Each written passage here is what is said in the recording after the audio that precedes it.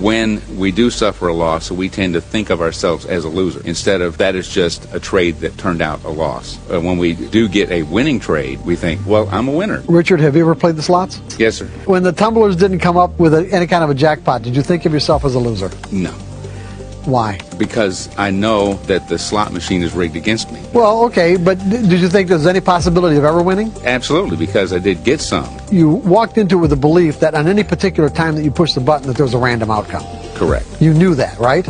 And so therefore you didn't think of yourself as a loser. Correct. Have you ever thought of yourself as a loser when you had a losing trade? Yes. And what would be the reason? Because I lost. No, because you didn't believe that there was a random outcome. If someone told you from the very beginning that whatever outcomes that you experience from any methodology that you picked to define an edge were random, would you be thinking about this completely differently? It makes a big difference. Absolutely. Yeah. So in other words, you wouldn't have the same emotional problems that you might have with the kind of errors and everything else that goes along with trading with fear if someone would have just said to you, you know what?